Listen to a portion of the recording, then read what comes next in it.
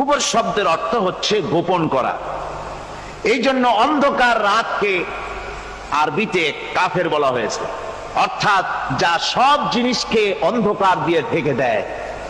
তো কুফর হচ্ছে সেই জিনিস যা মহাসত্যকে ঢেকে দেয়, সত্যকে মহাসত্যকে ঢেকে দেয় যেই জিনিস, সেটাকে কুফর বলা হয়।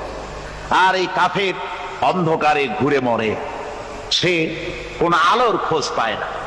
আল্লাহ রাব্বুল আলামিন বলেন, কাফেরদের কথা এখন শোনাচ্ছেন আল্লাহ পাক, ওয়াল্লাযীনা কাফারু আউলিয়াউহুমুত তাগুতু ইউখরিজুনাহুম মিনান নূরি ইলায যুলুমাত। যারা কাফের, যারা কুফরি অবলম্বন করেছে, তাদের সাহায্যকারী আর পৃষ্ঠপোষক হচ্ছে তাগুত। তাগুত বলা